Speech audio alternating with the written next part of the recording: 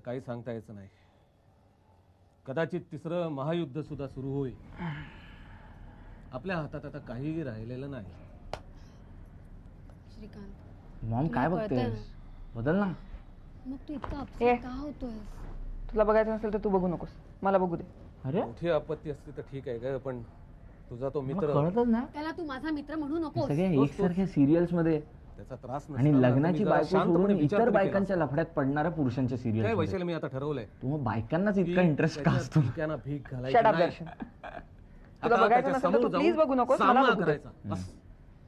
म्हणजे तू काय करणार आहेस? ते काय करणार आहे मला माहिती नाही, पण काहीतरी करणार आहे एवढं नक्की. घरात पण तेच, सिरियल्स मध्ये पण तेच. तू जास्त बोलतोयस दर्शन. ती कॅन्सर वगैरे झालेली माणसं असतात ना, काही दिवसातच मरणार अशी. हा मॉम, मला थोडे पैसे दे ना, म्हणजे मी इथून बाहेरच जातो ना. तुमच्या परमपूज्य पिताजींनी माझ्या हातावरती जाताना काहीही पैसे टेकवलेले नाही, ते बघितलंयस ना तू. त्यांच्या पण आजूबाजूच्या त्याचा काय संबंध? मॉम तू तुझ्याकडचे दे ना. दरवाजा उघड आधी. असं वाटतं. उघडतो, पण आधी पैसे दे ना. दर्शन दरवाजा उघड. श्रीकांत सगळं अगं ठीक होईल दरवाजा ना? उघडतो, मग कोणतरी म्हणजे येईल, आपल्या ते यायच्या आत कंपनीला पैसे देऊन टाक. नुकसान हा नाही ना होणार? तू जातोयस का? जातोय. काहीही झालेलं नाही, तू तू आणि डॅड आहेस. दोघंही पैसे देण्यासाठी माझ्याकडून काय काय काम करून घेतात. एवढी ऍडजस्टमेंट करून मी ट्रिप आखलेली आहे. आता तू नाही म्हणू नकोस त्याला. या चाव्या. हा उद्या गाडीत पेट्रोल घालायला लागेल. ए ते मला ना तिकडे सांगायचं. तुम्हीच सांगा ना, उद्या सकाळी दिलं तरी चालतील. किती रुपये घालायचं? 1000 रुपयात दिलं तरी चालेल. हा दर्शन, दर्शन कुणाशी बोलतोयस रे? कोणी नाही, शिरोळे. गाडीत पेट्रोल भरायचं म्हणतो, 1500 रुपयाचं. 1500? काय डोकं बिकं फिरलंय की काय ते शिरोळेचं? शिरोळे, प्लीज प्लीज 1500 सांग, प्लीज प्लीज प्लीज. हा काय मॅडम? शिरोळे, गाडीत 1500 रुपयांचं पेट्रोल भरणार आहात तुम्ही का 1000 रुपयाचं पेट्रोल भरणार आणि वरचे 500 रुपये स्वतःच्या खिशात घालणार? अहो काही काय बोलताय मॅडम, 5 वर्ष नोकरी करतो इथे, एका पैशाचा लफडा केला नाही कधी. मी असं काय ऐकून घेणार नाही याच्या पुढे. अच्छा, म्हणजे मी काय वाटेल ते बोलते आणि तुम्ही जे वागता त्याचं काय? हा, तुम्ही साहेबांच्या आसपास जी मंडळी आहात ना, तुम्हाला पुरतं ओळखू नये मी. चान्स मिळाला की तुम्ही सगळे लुटत असता त्याला. अहो खोटं नाही बोलत मॅडम, तुम्हाला बद्दल बिल आणून देतो ना, आणि 1500 रुपये तर मी बोललोच नाही. दर्शन बघ रे बाबा काय काय बोलतोय ते.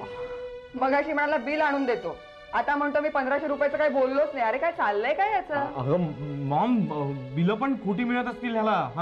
काय पण काय बोलतो, आता सांगतोच ऐका. 1500 रुपयाचं मी काही बोललोच नव्हतो, मी 1000 रुपयेच बोललो होतो. यांनीच तुम्हाला 1500 रुपये सांगितले.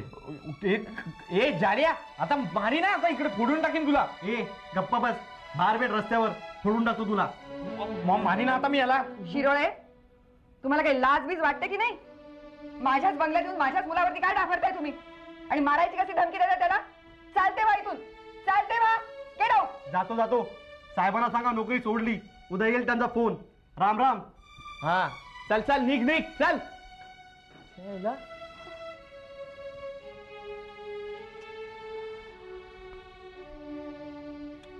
मॉम तू काय टेन्शन घेतेस? अरे टेन्शन काय घेतेस म्हणजे काय? उद्या बिरूचा फोन आला, त्यांनी शिरोळेबद्दल विचारलं तर काय सांगायचं? सांग ना, काही सांगून टाक. तू डॅड कडून काय कामं करायचे ते फक्त ऐकून घे. शिरोळे कुठे आहे तर आलेला नाही आज असं सांग, आणि डॅड आल्यावरती करू काहीतरी ड्रामा.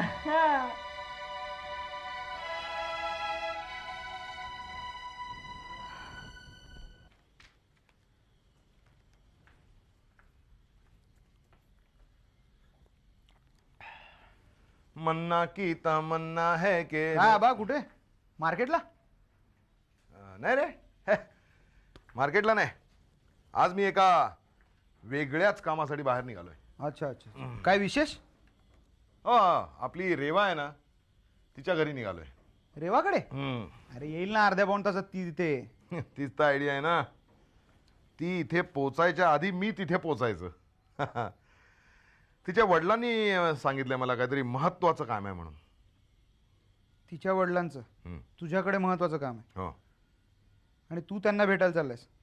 म्हणजे नाही, त्यांचं महत्वाचं काम आहे तर ते इथे येऊन तुला भेटू शकतात ना. तुला जायची काय गरज आहे? ए भूषण, असल्या मान अपमानाच्या खुळचट कल्पना माझ्या डोक्यात कधीच नसताना तुला चांगलं माहिती आहे.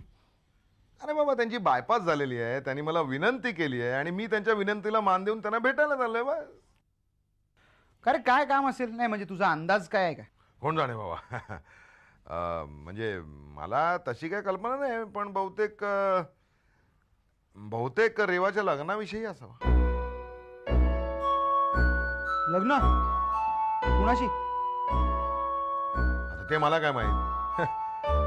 बघूया. म्हणजे त्यांनी मला मागे पण एकदा सांगितलं होतं की आमच्या रेवासाठी एखादा चांगला मुलगा असेल तर बघा म्हणून. कोणी बघितलायस का चांगला मुलगा? काय म्हणजे तसे 3-4 जण आहेत माझ्या डोळ्यासमोर, पण आता ते तिला विचारणार आहे मी. बघूया ती काय म्हणतेय, तिचे वडील काय म्हणतायत, काय त्यांना पसंत पडायला पाहिजे ना, म्हणजे बघता येईल मग. आणि मुख्य म्हणजे काय, मी त्यांना मदत करायला निघालो बस. तेही त्यांच्या विनंतीवरून, राईट? राईट. आबा, त्यांना मदत करताना तू स्वतःच्या पायावर धोंडा पाडून घेतोस असं नाही वाटत तुला? म्हणजे बघ, रेवाचं लग्न झालं की ती नोकरी सोडणार आणि परत मग माझे फोन, अपॉइंटमेंट्स, ही सगळी जबाबदारी तुझ्यावर येणार ना. म्हणजे त्याचं बघूया रे, काहीतरी करता येईल व्यवस्था. तुझ्यासाठी कोणीतरी दुसरी सेक्रेटरी ठेवू. आणि असंच काय नाही, काही असंच होईल कशावरून. लग्न झाल्यावरही रेवा नोकरी करेल. बघा, जे काय योग्य वाटेल ते करा. काय रे भूषण, तुझ्या पाण्यात आहे का कोणी चांगला मुलगा? रेवासाठी अजिबात नाही.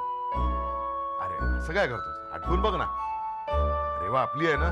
मग अरे तुझ्या मित्रांच्या पैकी कोणीतरी किंवा तुझ्या पार्टीमध्ये कोणीतरी असेल ना एखादा होतकरू कार्यकर्ता. छे, तसा कोणीच योग्य नाही. का रे? हे बघ आबा, रेवा अतिशय गुणी, सज्जन आणि सालस मुलगी. म्हणजे काय, तुझ्या मित्रांमध्ये कोणीच सरळ, सालस आणि सज्जन नाही? हे बघ आबा, तू हा विषय बंद कर बर का. उगीच हा विषय काढून तू माझं डोकं पिकवू नकोस सकाळी सकाळी. सॉरी, म्हणजे तुला त्रास बीस होत असेल तो. हे बघ, मला कशाचाही त्रास होत नाही, मला या विषयाचा त्रास होतो. आलं लक्षात आलं माझ्या.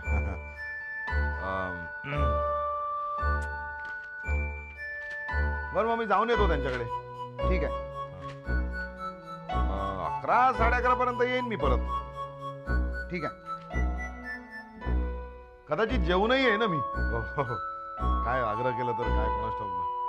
तुला जर का जेवावं असं वाटलं तर बाहेरनं काहीतरी मागून घे. ओके, ठीक आहे. दुपारची थोडीशी झोप काढून पण ये पाहिजे. बघू आता त्यांच्या घरी एवढं कडे झोप काढतो. दोन्हीकडचे अंदाज माझे बरोबर ठरत आहे. काय चाललंय आबा, काय गाणी गुणगुणतोयस तू? अरे काय मन्नाटेचं एखादं गाणं सिच्युएशन सुचत नाही ना म्हणून. मन्ना की तमन्ना है के डडाव से मिल जाए. आबा, काय इरिटेट करतोयस? गेले 2 दिवस तू हेच गाणं गुणगुणतोयस. काय चाललंय? तुला नाही कळणार.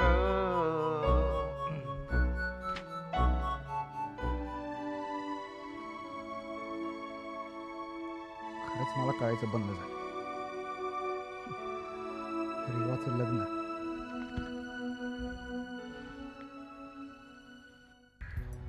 सर, तुम्ही आलात? हालात मध्ये काय, यावंच लागलं.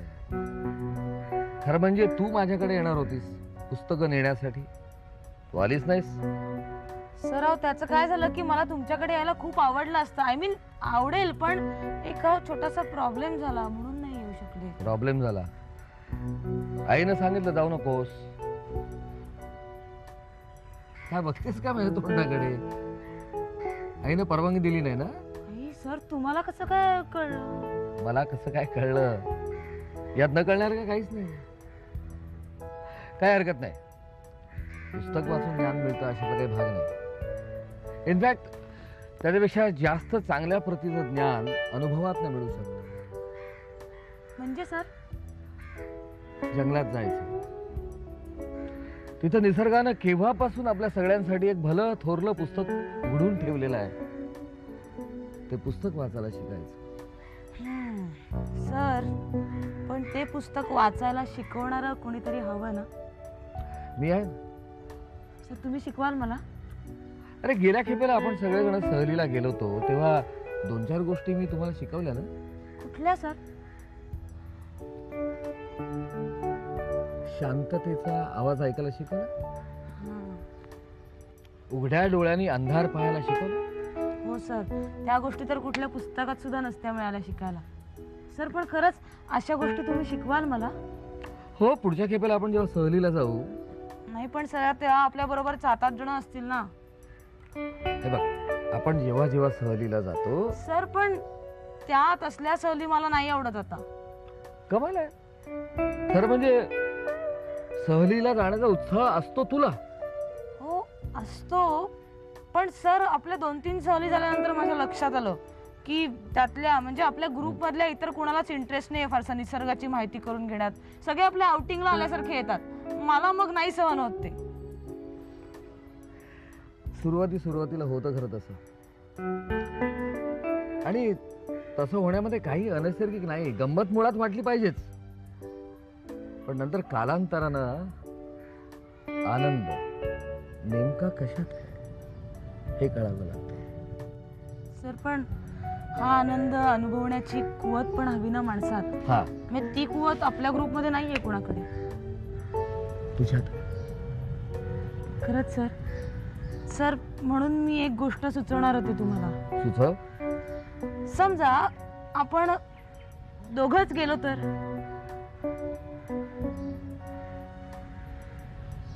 कुठे? फिरायला जंगलात. हे बघ वर्षा, मी जेव्हा जेव्हा सहलीला जातो तेव्हा एकतर ग्रुप बरोबर जातो किंवा चक्क एकटा जातो. सर पण आपण दोघंच गेलो तर. मला जमेलच नाही वाटत. का नाही सर? अगं विचार कर, साधी पुस्तकांची देवाणघेवाण करण्यासाठी माझ्या घरी यायची परवानगी तुझी आई तुला देत नाही. ती तुझी आई माझ्याबरोबर तुला जंगलात पाठवायला तयार होईल? सर समजा आपण दोघंच जातोय हे आईला सांगितलंच नाही तर. मूर्खासारखं काहीतरी विचार करू नकोस. तू ही असली काहीतरी कल्पना डोक्यातनं काढून टाक. पहिली गोष्ट ध्यानात ठेव की मी तुझा शिक्षक आहे आणि तू माझे विद्यार्थी. अगं बाप लेकीच्या वयामध्ये अंतर असतं तेवढं अंतर आपल्या वयामध्ये आहे. कळत नाही असं काहीतरी विचार तुझ्या डोक्यात येऊच कसे शकतात? सर पण मग आपण शिक्षक आणि विद्यार्थी या नात्याने नाही जाऊ शकत? हा, या नात्याने जाऊ शकतो. इन दॅट केस मी तुझ्या आईची परवानगी पण काढेन. नाही नाही सर, तुम्ही कशाला? मी विचारीन ना आईला. काहीतरी खोटं नाटं सांगून परवानगी काढायचा विचार नाही सर. नो वे तसं नाही जमणार. चल मला गेलं पाहिजे.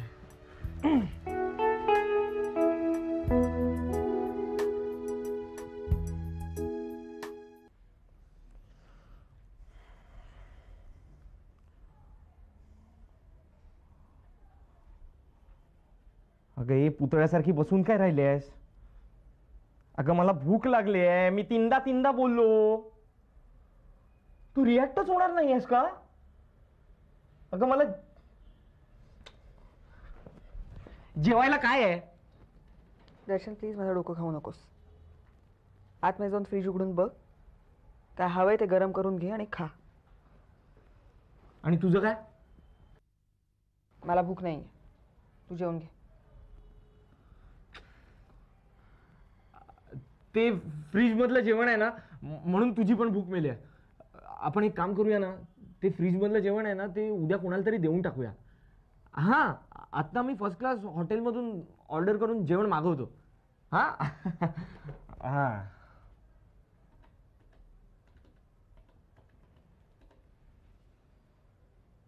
हेलो, हाँ होटल फूडलैंड. हाँ सेठ, मैं दर्शन बोल रहा हूँ. हाँ ऑर्डर पार्सल करना है. हाँ एक मॉम काय तू आता काय तू मॉम काय? हा, हॉटेल फूडलँड आणि बिल कोण देणार? तीर्थरूप म्हणजे आता जेवणासाठी सुद्धा पैसे नाही आहेत का आपल्याकडे? कालपासून गेले 24 तास मी घरात बसून आहे. ती काय उगीच? पैसे नाहीत म्हणून? ऑफकोर्स. दर्शन, अरे घराबाहेर पडलं तर खर्च करायला पैसे लागतातच ना जवळ. अगं म्हणजे ते अण्णांना का काय म्हणतात ती दशा झाली का आपली? अगं पण तुझ्या अकाउंटवरच्या पैशांचं काय झालं? दर्शन, वीरूच्या घरात राहत असताना स्वतःच्या अकाउंट मधले पैसे खर्च करण्यात की तुझी मॉम मूर्ख नाही. त्याने दिलेल्यातले फक्त 1200 रुपये शिल्लक राहिलेत माझ्याजवळ. तो परत कधी येणार आहे तेही ठाऊक नाहीये मला. मॉम, आपण इथे कशासाठी आलो? ती आकांक्षा आणि तिच्या पोराने घपला करायच्या आत सगळा माल ठसन करायचा म्हणून आलो ना आपण. आणि काय हालत झाली आपली आता. खरंय दर्शन, मलाही कधी कधी वाटतं आपला निर्णय चुकला की काय. आपला? तुझा? आयडिया, निर्णय हे सगळं तुझं होतं मॉम, माझं. मी फक्त तू सांगितलेलं ऐकलं. कशाला ऐकलंस मग? खरं सांगू? खरंच सांग. स्वतःसाठी, स्वार्थासाठी. अगं इतक्या चाकचूक बंगल्यामध्ये आईश करायला मिळण्यासाठी मी इतके दिवस हे सगळं नाटक केलं, चांगलं वागण्याचं. परिणाम काय झाला? आपल्या नशिबात साधं जेवण सुद्धा नाही. आणि हे सगळं. अरे बोल ना, बोल. थांबलास का? बोल ना की हे सगळं तुझ्यामुळे झालंय म्हणून. हे बघे मॉम, आधीच एक तर तुझा मूड नाहीये, मला बोलायला लावू नको. मला राडा नाही करायचा.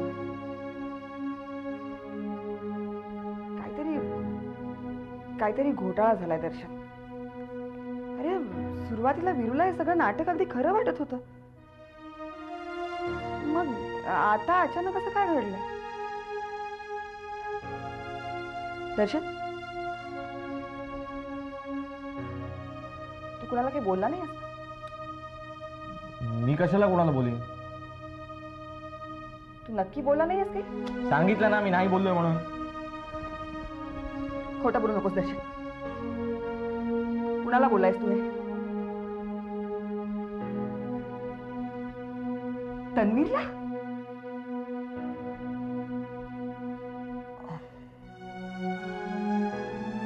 काय रे? हो, मी सांगितलं त्याला. अगं पण मी त्याला सांगितलं आणि त्याला हे सांगितलं की हे जाऊन सगळं तू तुझ्या आईला सांग. अगं म्हणजे आकांक्षा डॅडला भेटणार नाही आणि त्याचा पत्ता कायमचा कट. म्हणून हे बेअकली माणसा, तू काय केलंयस हे कळतंय का तुला? कुठून तुला दुर्बुद्धी सुचली?